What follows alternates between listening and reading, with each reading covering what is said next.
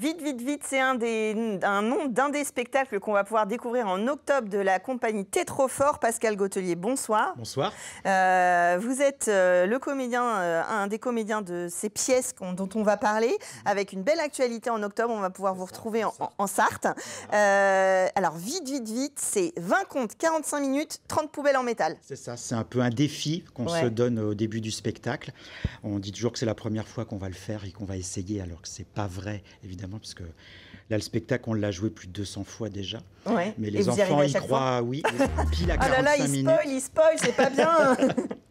On arrive à raconter 20 contes célèbres, tous détournés, avec un décor de 30 poubelles en métal et puis des accessoires en papier froissé.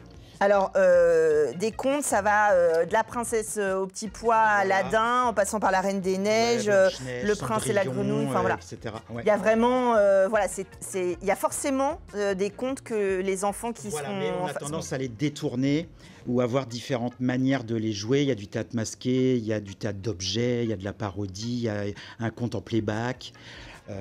Tout est transformé.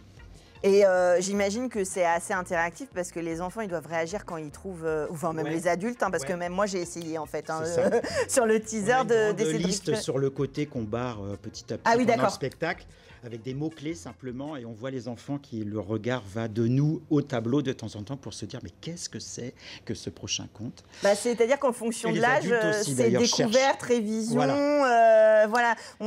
C'est quelque chose qu'on peut voir même plusieurs fois et on peut participer. Surtout que les enfants connaissent pas forcément tous les contes suivant leur âge.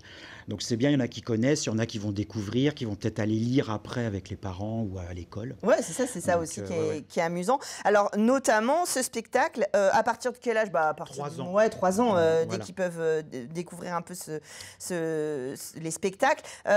Notamment, on va, autour du conte, on va le découvrir au Mans à Faites Lire le 5 octobre. Et là, c'est intéressant, il y a 2 sessions, une à 14h30, une à 16h30. Ouais. Et celle de 16h30 est interprétée en langue des signes. Voilà, on fait ça, on le propose de temps en temps aux programmateurs. Et on a un traducteur qui vient de Rennes, qui est très très fort et qui est très vivant. Que le spectacle vivant, pour surtout que ça passe... le spectacle est assez rythmé, on est 2 sur scène. Et il arrive à tout traduire très très bien pendant le 3 quarts d'heure. Il n'arrête pas de signer. Oui, c'est vrai qu'on pense rarement pour le jeune public. Ça commence à arriver un petit peu parfois dans certains spectacles. Mais c'est vrai que pour le jeune public, il n'y a pas de raison. Il y a peu de propositions de ce type-là. Donc là, on a aussi contacté les associations du Mans qui gèrent un peu les malentendants pour qu'ils puissent venir ce jour-là. Bah oui, c'est une belle rencontre. Ce sera place Impasse Jankowski. Voilà. Donc en plein centre-ville du Mans, à côté et si jamais il pleut, ce sera la salle des concerts. D'accord, donc vous avez bien retenu. C'est en ce moment. Non, vous avez vu de la pluie, vous, non? À côté de l'Office du tourisme ou à la salle des concerts, si jamais il pleut. Si on est du côté de Montval-sur-Loire, vous le jouez déjà le 2 octobre. Voilà, mercredi prochain à 15h, et c'est gratuit et c'est en extérieur. Donc on va aussi croiser les doigts. Mais on va invoquer le beau temps. Alors, pour les plus grands, plutôt à partir au moins de 10 ans, j'ai vu. Et selon le thème, on va dire, c'est plutôt à partir des ados. Le spectacle 15, alors qui n'est pas forcément joué un 15, ne faites pas comme moi, prenez bien les notes. Par exemple, le 4 octobre, vous pouvez le voir à l'Alambic, à la MJC Ronceret au Mans. Ce spectacle, c'est des voisins qui reviennent dans une commune et qui font un espèce d'apéro avec des voisins. C'est vraiment un apéro des voisins, tout ce qu'il y a de plus réaliste. Il y a vraiment de la... C'est-à-dire qu'on vient et le public, c'est les voisins. C'est les futurs voisins, nos futurs voisins, on joue un couple. Et voilà, il y a les gâteaux apéro, la sangria, etc. Et on joue un couple qui se présente à la fois, parce qu'il va bientôt habiter dans la région, et habiter au 15, d'une rue à côté. Et c'est un couple qui a des projets aussi pour la commune et pour le quartier. Et petit à petit, on s'aperçoit que c'est un couple, alors je vais dire un gros mot, mais de connards, même s'ils sont très souriants. Oui, c'est ça. Et ils sont horribles et ça Alors, finit, c'est typiquement le genre de couple pour lesquels on évite les fêtes des voisins, en fait. Voilà. On va pas se ils mentir. sont maladroits, ils sont un peu racistes, un peu homophobes, ultra sécuritaires, mais toujours avec le sourire et beaucoup de maladresse. Évidemment, c'est un moyen de sensibiliser un peu, de parler avec le public et de faire passer des messages sur ce thème-là, avec cette notion de surprise et d'implication du public presque. Oui, parce qu'on s'adresse vraiment directement à eux, et comme on essaie d'avoir un jeu le plus naturel possible. Puis ils sont un peu vindicatifs, ces deux personnages. Quand même. Qu'il faut... voilà. Oui, ils sont en couleur quand même. On ne va pas passer inaperçu. Ça, c'est vraiment... Alors, c'est un spectacle que vous jouez en extérieur et en intérieur.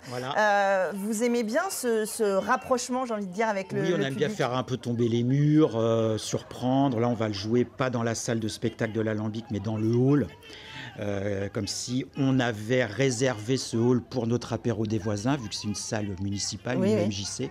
On essaie toujours de travailler avec le lieu, parler du quartier, etc. Bon, là, vous êtes sur vos terres, donc ça va être encore plus rigolo de personnaliser. Ces spectacles-là, ils tournent, évidemment. Alors là, je fais un peu cocorico, on est sur LMTV Sarthe, donc je vous ai fait venir parce qu'il y avait plein de dates en Sarthe. Et notamment, par exemple, le 30 octobre à Vibré, on pourra voir ou revoir Raoul Le Chevalier. Voilà, c'est la 10e année de Raoul Le Chevalier. Là, on l'a joué plus de 300 fois. Et il continue sa petite vie et on adore toujours le jouer. Et on l'avait déjà joué à Vibré au début de son histoire. Et le Quai des Arts a souhaité nous faire revenir. Alors là, un spectacle avec tout un décor et des costumes en carton. Oui, tout est en carton. Les poubelles, brut. le carton, il y a un petit fil conducteur. Un concept de matériaux. C'est ça. On cherche toujours, Avec des thématiques, là, à partir de quel âge, Raoul Le Chevalier? 3 ans aussi. Jusqu'aux adultes, parce qu'il y a toujours beaucoup de second degré. C'est ça, c'est un peu comme les dessins animés, on peut y aller avec ses enfants. On aime bien parler aux adultes et les faire rire. Alors des fois, c'est les adultes qui rigolent et les gamins regarde les adultes un peu, mais pourquoi tu as ri là, c'est pas drôle. Ou inversement, des fois, c'est ça, parce que dans les spectacles pour enfants, c'est souvent des fois que les enfants rigolent et que nous on se dit j'ai pas compris la blague. Donc ça c'est l'idée aussi justement, en vous adressant à des publics particulièrement aux jeunes publics, c'est une façon de sensibiliser aussi et d'acquérir un public qui peut-être sera convaincu. Les préparer pour l'avenir, pour d'autres spectacles. Exactement. Voilà.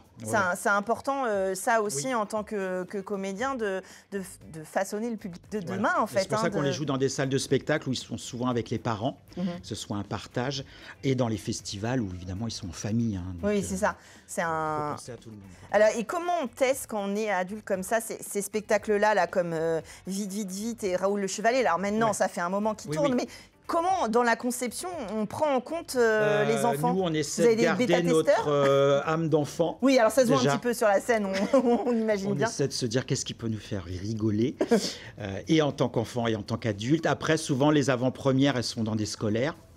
Donc déjà, c'est un premier test. Mais il y a aussi les enseignants qui sont dans la salle, donc on sait qu'on teste aussi déjà les adultes. Et puis après, la vie du spectacle. Oui, ça évolue. C'est vrai que nous, en tant que spectateurs, on ne se rend pas compte de ça, mais sur le spectacle vivant, le spectacle, il peut évoluer. Il y a des choses. Figé. C'est ça. Oui, on peut faire des modifications de scènes. Pourquoi pas intervertir de scènes, changer des répliques, couper, rallonger. Ouais, c'est ça. Alors, comment ça se passe avec des spectacles là comme Vite ou le 15? Les gens, après, ils vous reconnaissent dans la rue, ils vous prennent pour vos voisins ou pour des conteurs? Sur 15, oui, ça arrive. Dans les festivals, oui. Après, ils viennent vous parler? C'est vous qui avez tout cassé, c'est vous, voilà. Pourquoi pas, après c'est la rencontre avec le public, ça fait partie du jeu. Sûr. Et puis s'il y a des jeunes qui viennent vous parler, enfin des enfants qui viennent vous parler des contes, voilà, c'est chouette. C'est la belle rencontre. C'est ce qu'on recherche.